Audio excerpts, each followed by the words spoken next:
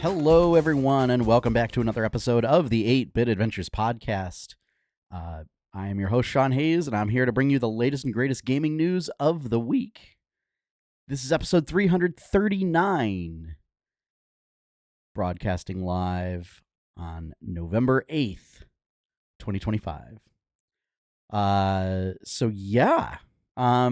a whole lot of news this week, and the news we did get is about 50% depressing. And the other 50% are Vampire Survivors clones. So it'll be an interesting episode today.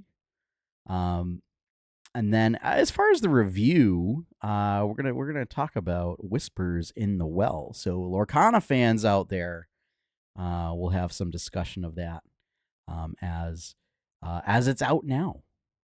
It's finally here. So hope everyone has had a great week.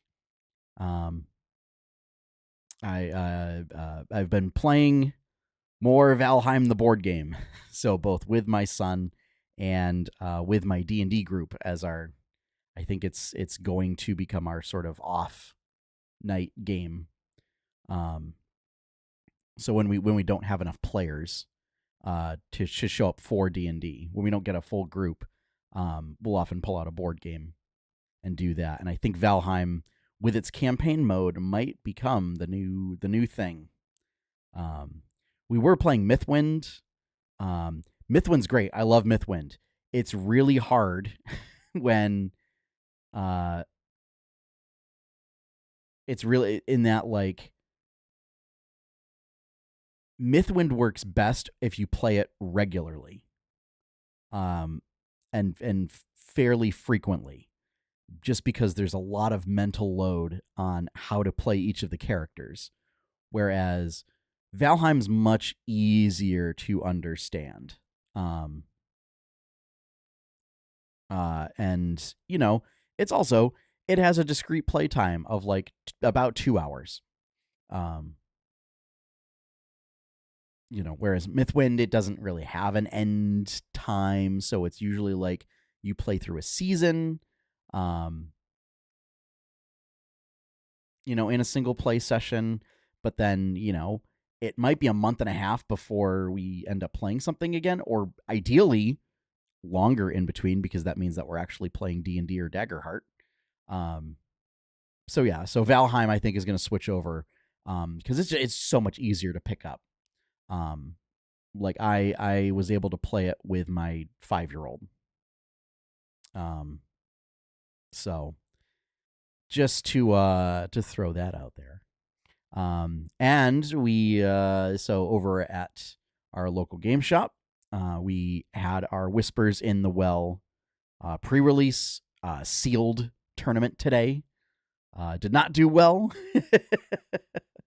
And I also didn't really get any of the cards that I needed, which is probably, winning or not winning in the sealed tournament, whatever. It's the prizes are you get $5 store credit per win, and $2.50 if you tie. So whatever, it's a difference of like $15 in store credit. Yeah. Like, obviously it's great if you get it, but it's whatever. So, but before I continue rambling on any further, why don't we get into this week's news topics so that we can talk more Lorcana later.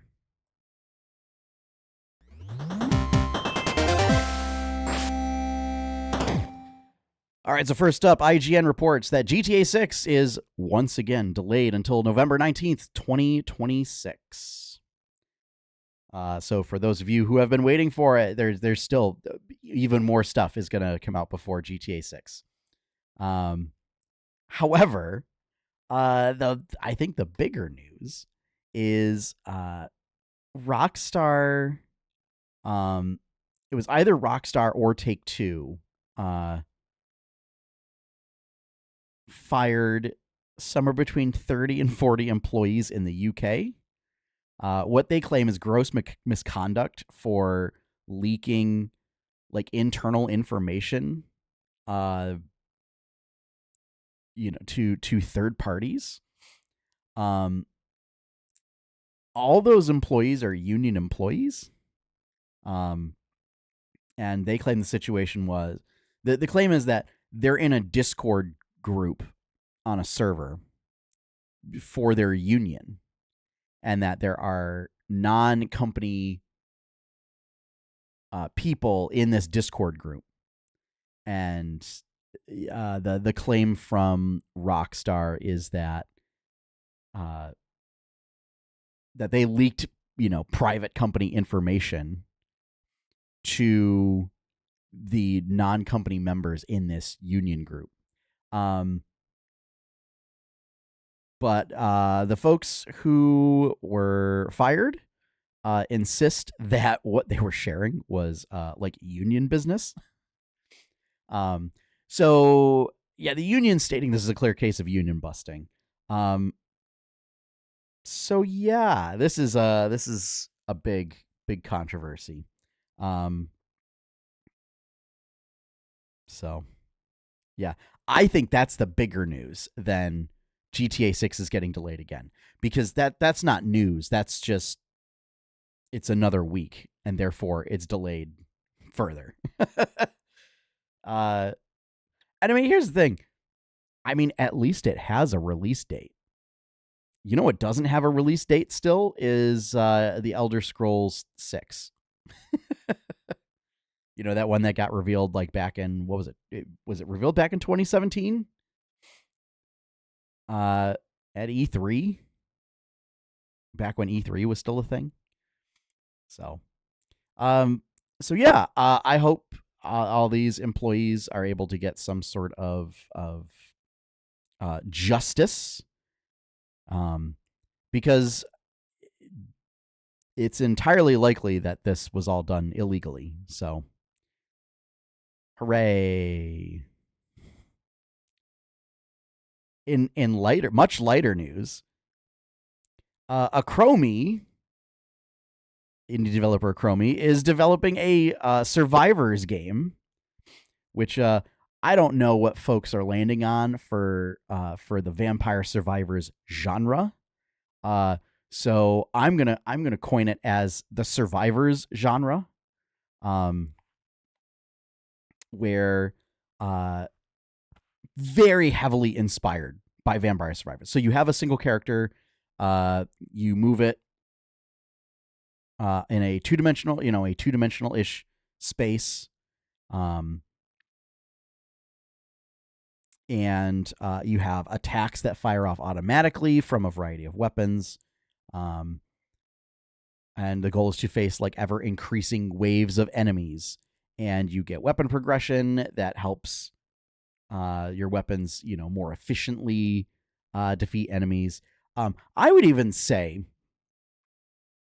and I haven't seen anyone put this forth, is I wonder if this Survivors genre is almost like a derivative genre of like Dynasty Warriors or the various Warriors games or franchises, because that kind of feels very similar. The only thing is just that like that's very much an action game, and your weapons don't fire off automatically, and it's a matter of like tweaking a build. Instead, it's you're getting like different weapons and attacks and combos and stuff, and it's more about like a button, a little bit of button mashing. But it is like you're fighting increasingly, more and more dense waves of enemies. If it's not derivative of it, there's a lot of crossover between the two. There's a lot of similarities, connective tissue between the two, I feel. So anyway, to get off topic on what is a Survivors game and why I have applied that term for the genre. And who knows, maybe, I don't know, maybe this particular episode will get picked up and people will start calling them Survivors games. So what's neat about this game, so it's in early access on Steam right now. Okay. So, again, take it with a grain of salt, early access. a lot of still controversial in 2025. For I don't know, it was like $350. So what's also going with Vampire Survivors pricing, I can get behind that. So I picked it up in early access. I haven't played it yet. I'm very excited to, because the cool thing about this, right, is so in Vampire Survivors you play through like various levels, and they're all very thematic. The Mad Forest, the Secret Library, the Looming Tower, and things like that. This game takes place. Articles that wrote about it called it a skill tree. It's not correct. It's not a skill tree. It's more correct. And for those who have played Path of Exile, it takes place in a skill forest. It's just a very broad just giant map of skill nodes. And that's where the game takes place, is on that skill map, so that you go around to various skill nodes to try and unlock them, to unlock, I don't know if they're fully permanent upgrades or if they're just upgrades for that run, but it's just I think it's a very great and cool and quirky both gameplay and aesthetic decision, to put it on the skill map. For folks who are watching the video version, you can see a very monochromatic color scheme.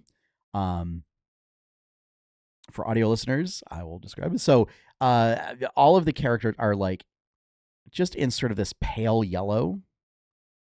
And that carries over into the game. So it's like a pale yellow with sort of like very, very, very, very dark blue, like almost black, like outline, very thick outlines and negative space. But then the contents of all the various skill nodes are in other, sort of saturated flat colors. So like a health node will have like a red heart, and things like that. So yeah, I'm excited to try this out. I worry that the monochromatic color palette will work against it, just because I know later on, when you're playing Vampire Survivors and you're late in a run, there's so many things happening on screen that it's difficult to keep track of when everything is has individual colors. So I would imagine having everything be the same color is gonna, like, I feel like the character might get lost a little bit. But with it being in early access, that's the time to give feedback like that. So I'm very excited for this. Again, it's on sale right now on Steam. It's like a sort of early access launch sale. So it's like a couple dollars. I can certainly get behind that. They're doing the Vampire Survivor strategy. So we'll see. So that is Skigill. I'm going to assume that because it does not have to do with D&D at all, that it is Skigill.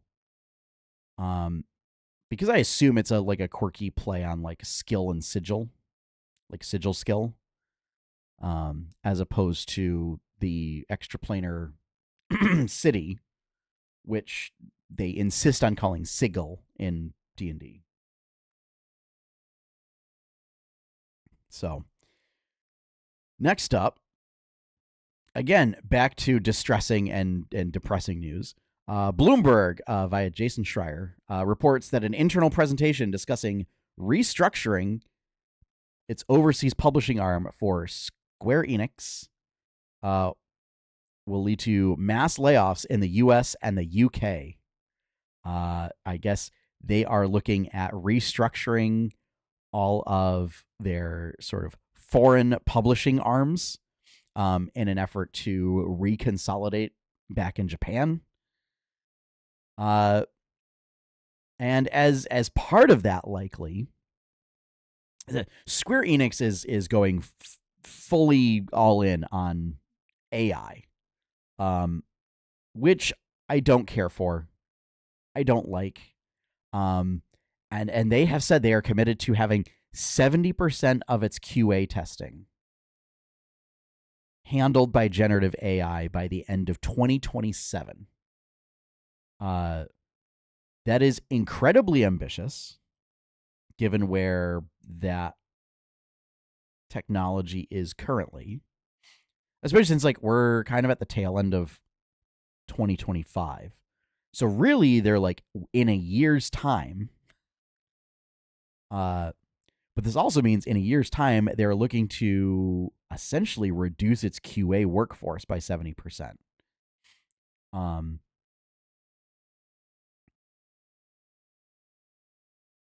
So yeah, and like it's known that QA really gets the short end of the stick in the video games industry.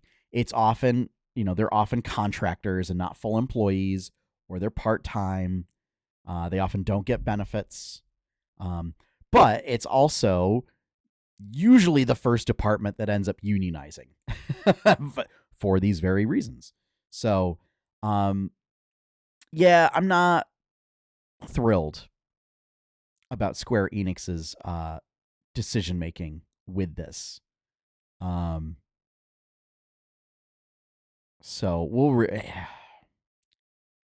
it's kind of really souring me on wanting to continue to support them, which, I'm sure like that's a no-brainer statement, right? Obviously, if they're doing stuff like this, like why support them? So yeah, I don't know. I really would have, and like they've been hinting at going in on generative AI and other like trendy technologies before. I remember it was a few years ago they were going to go all in on NFTs. If you remember that whole craze, they were going to try and figure out some like digital NFT thing that nobody ever figured out how it would work for games. So yeah, my hope is that maybe, just maybe, generative AI absolutely crashes and burns before the end of 2027. And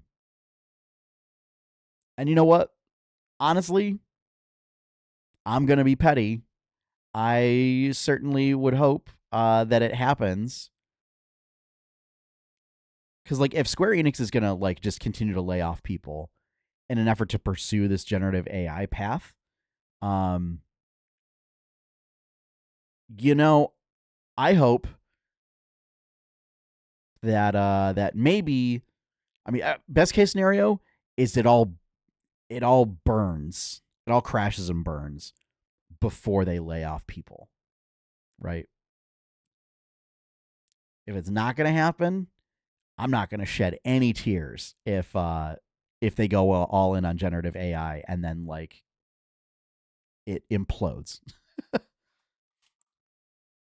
And then they have to, and then with egg on their face, they have to go back and like rehire workers. So good for you, Square Enix. Good for you. For the listeners and the watchers at home, in case you could not tell, I was trying to lay the sarcasm on that pretty thick. Just putting that out there. Last bit of news. Another fun bit of news. Again, at 50% depressing like layoffs and union busting and generative AI nonsense. And the other 50% is more Vampire Survivor likes. So in this case, Game Informer reports that Auroch Digital, and now I'm sure some of the audience might be familiar with them, as they were makers of another Warhammer title. I don't remember the exact name of it. I don't know if it's like Gunbolt or something. But this developer, with the support from Poncle, the makers of Vampire Survivors, is developing a Survivors game called Warhammer Survivors, featuring characters, weapons, and enemies from both Warhammer 40k and Age of Sigmar. This one looks it's like Skigill does like a very different art style, but it still has like a lot of the same gameplay elements. Warhammer Survivors, as far as I could tell, could just be a reskin of Vampire Survivors with Warhammer aesthetics. My hope is that they tweak like some of the gameplay and the weapons and stuff to better fit Warhammer. But at least as far as like the animations look pretty close. Because it's using the Vampire Survivors engine. And I would love to see more companies do this, like do some sort of partnership or support relationship with Poncle, and use the Vampire Survivors engine to do like your own Survivors like game. I think it's great. Looks like sometime in 2026. So yeah, if you're a Warhammer fan, you'll definitely want to check this out, because it's Vampire Survivors is such a great game, and I assume it'll be well, and it's already proven to be a popular genre that's developing. I know a lot of the sort of in progress screenshots show just a lot of Tyranids. You're just fighting waves upon waves of Tyranids, which lends itself pretty well for Warhammer. So yeah. This one very specifically being assisted by Poncle is pretty cool. I can't stress that enough.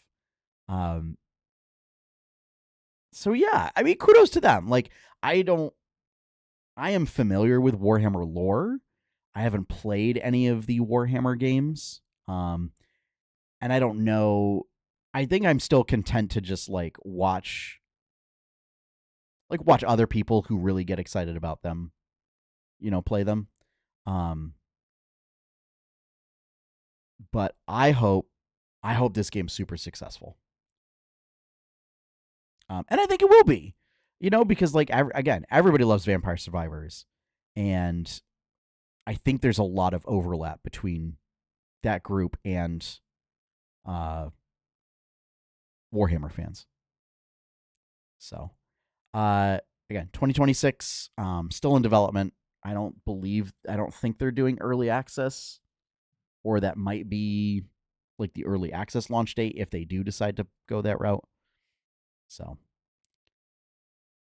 that is going to wrap up our news for the week, which means it's time to talk about Whispers in the Well.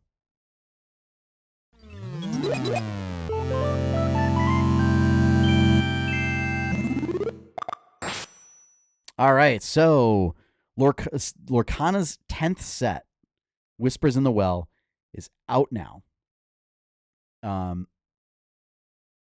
And boy, oh boy, is this it's a fun set.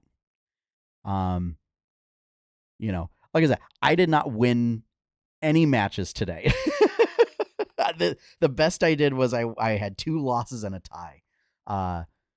But the games that we played were super fun. There was a lot of back and forth energy there. Now, granted, that's sealed as a limited format, which I think we're gonna have to wait and see how the meta shakes out over the next couple of weeks. Um, I think some of the cards are going to be such a menace. And I wish I could remember a lot of the names, but here we go. I'm going to pull up good old Dreamborn.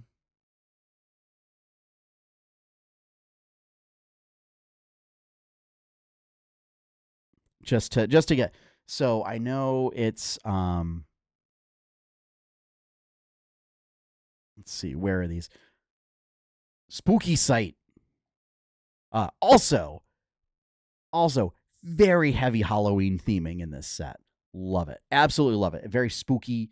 And then the next set, Winter Spell, obviously coming out during the winter. It's the way the sets are coming out. I hope Ravensburger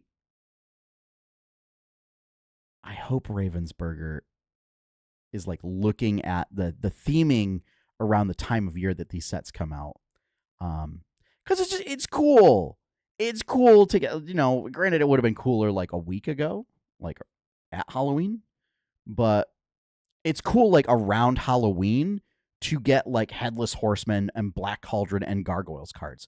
Spooky, thematic, love it. So yeah, Spooky Sight is like a board wipe for Sapphire. I think that's going to be a menace because it also only hits aggro essentially. It does not do anything against late game mid range or control decks who are just dumping out big creatures. So that is Spooky Sight is definitely thematic in name as a player that plays aggro.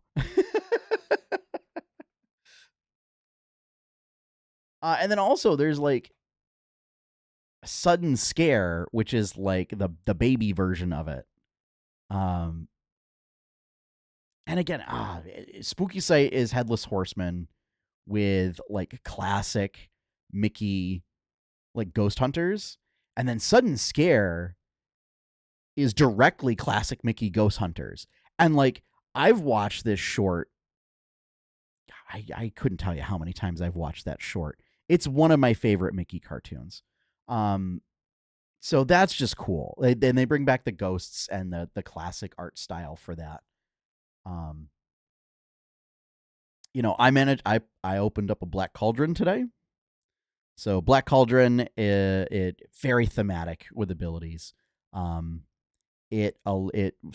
you can once per turn, you can either take a character from your.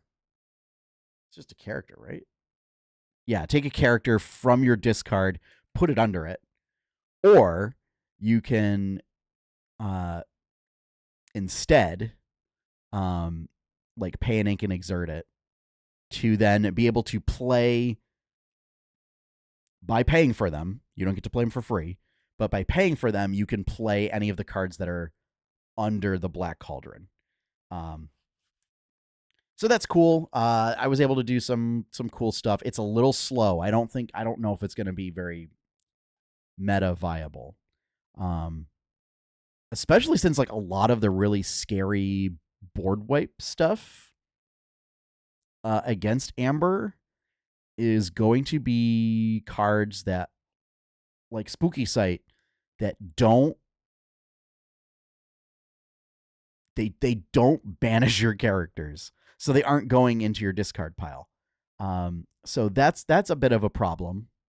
Because like Spooky Sight puts them into your inkwell. Under the Sea puts them on the bottom of your deck. Sudden Scare puts it into your inkwell. So yeah, there's a lot of like characters going into your inkwell. So I wonder if Sapphire is going to continue to be so prevalent in the meta. If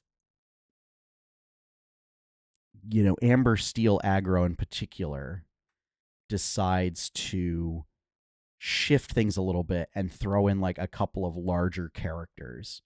Because, toward the end of the game, there were plenty of games where I ended up with like 6-7 ink in amber steel.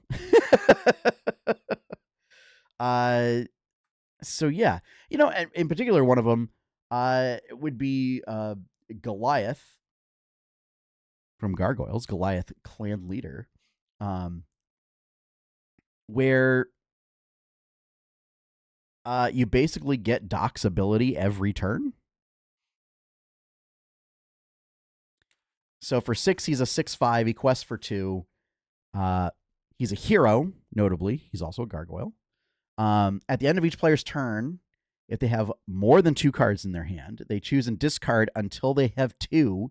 And if they have fewer than 2 cards in their hand, they draw until they have 2.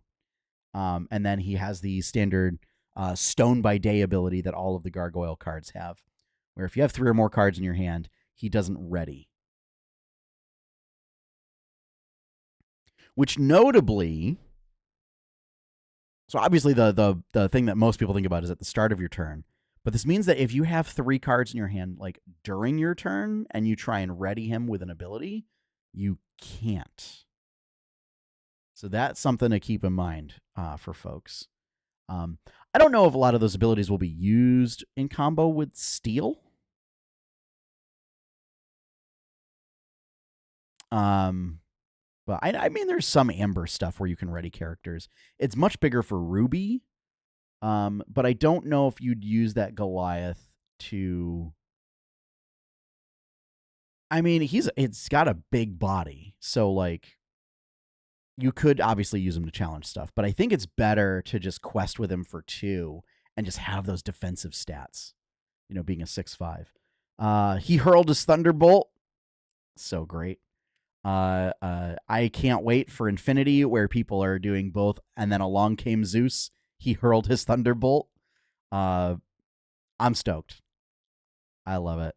I haven't gotten any, and it's probably one of the better cards in the set. He hurled his Thunderbolt. Oh, it's like $1 right now. That's doable. I'm starting to go through and be like, I didn't get any of these cards. What's it going to cost to get a playset of them? Let's see. Other notable ones. In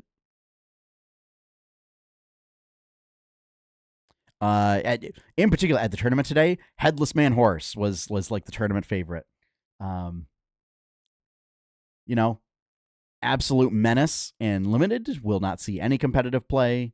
But good old Manny is a 5/10 that quests for 1, and he costs 6. Vanilla, no special abilities. I think there was a Cinderella that was opened today. Just not a foil or enchanted or whatever. Cinderella is going to be a menace. Where she costs 4. She's 2/3. Quest for 1. Those stats aren't important. That's not the important part. The important part is at the end of your turn, if you played a princess character this turn, you may put a card from your hand into your inkwell face down. Okay? So you can do a free ink. And notably, it's not you may ink an extra card. It's you get to pick a card from your hand, put it into your inkwell face down. So you don't reveal it. This also means that it allows you to ink uninkable stuff. And so it's an optional ability. And then if you do, right, which is already good. But then if you do, you draw a card. This is currently like a $50-$60 card. I don't know if that price is going to come down, folks. I don't think it will. I mean, Sapphire has already positioned itself to be like the dominant color of this post-rotation meta. And this is just the rich getting richer.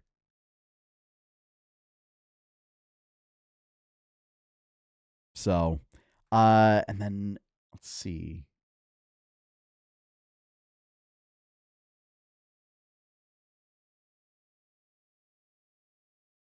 Webby Vanderquack's another good one.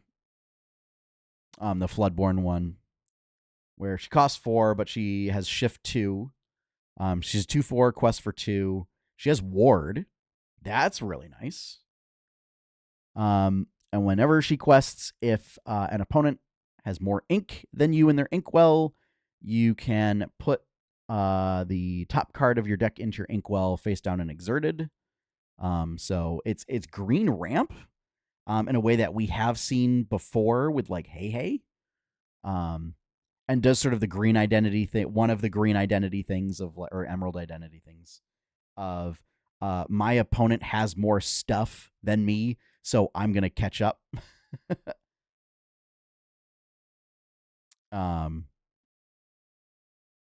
So yeah, just there's a lot of fun stuff. There's a very heavy detective theme, more toys for the princess archetype.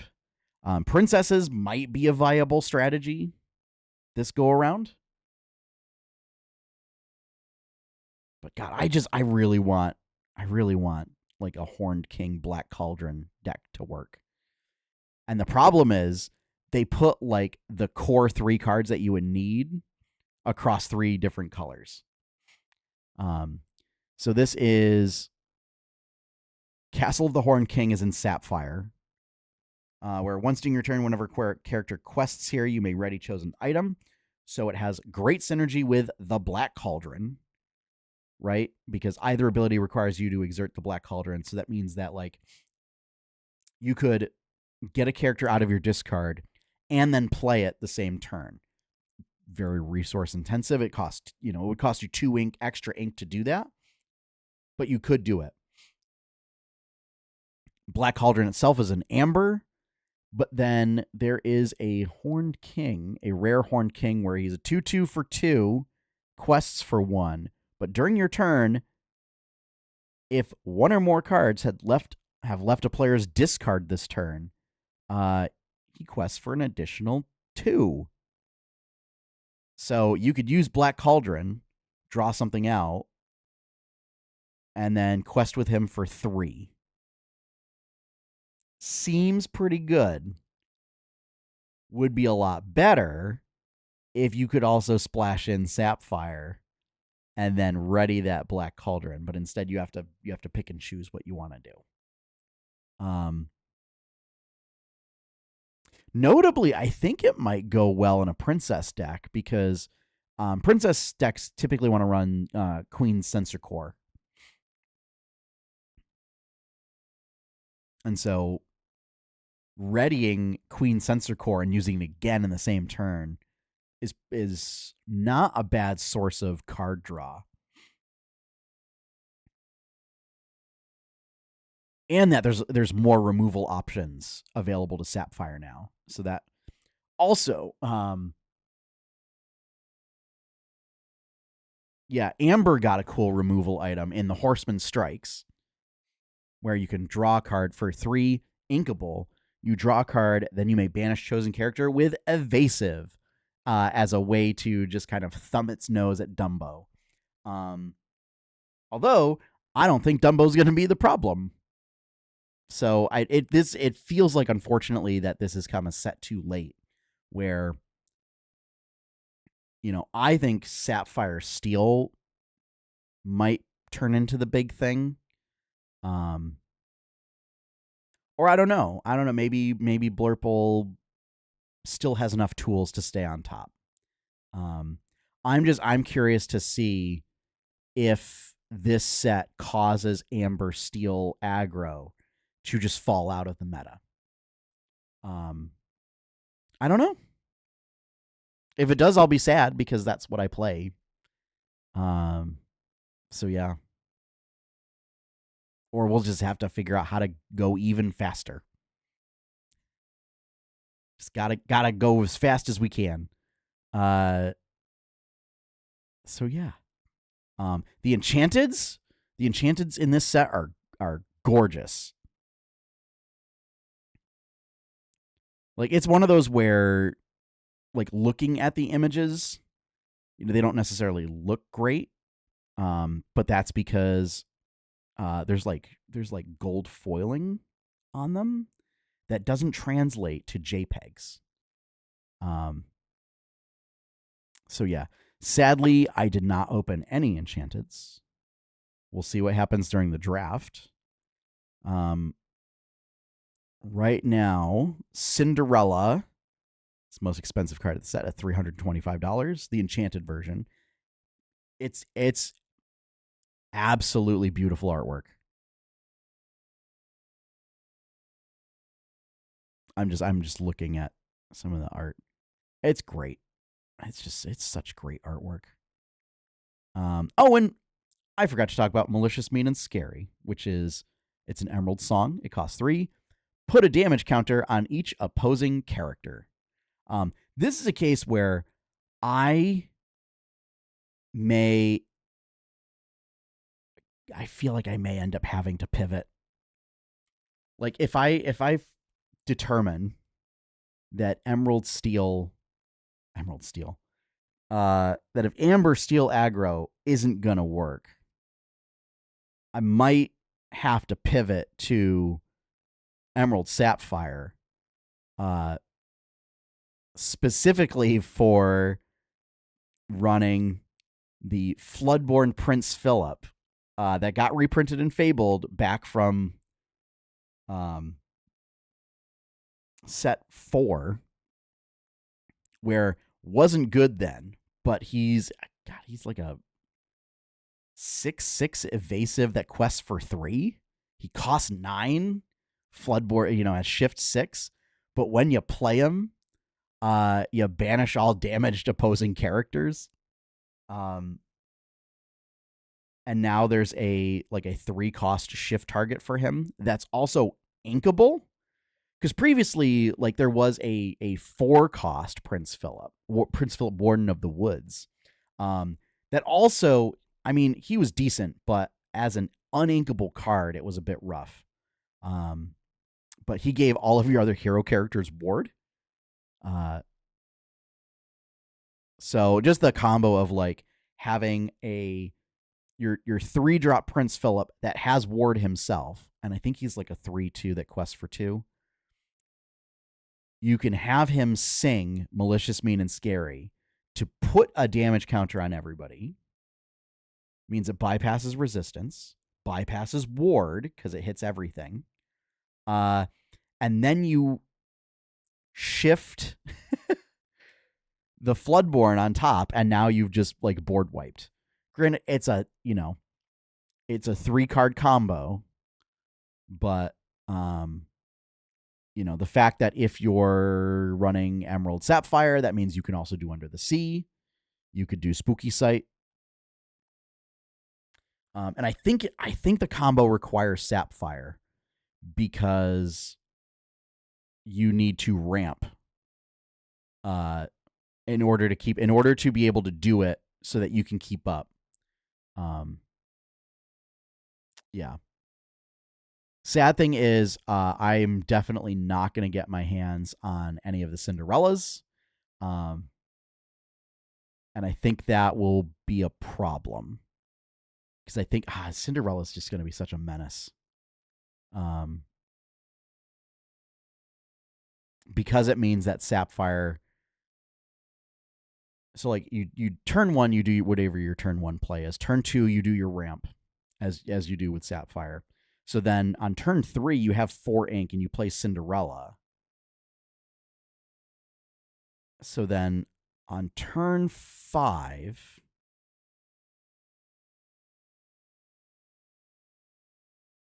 Or no, so turn 3. So turn 4, you're already at 6 ink.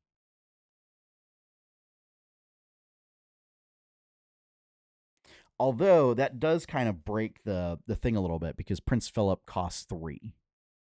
And that's the weird number for Sapphire. Is you typically don't run any 3-drops in Sapphire because you skip you skip 3, you go straight to 4. So yeah, I don't know. We'll see. Or maybe it's just there'll be enough like people throwing stuff into your inkwell that that you'll just end up at 6 ink. I don't know. Um,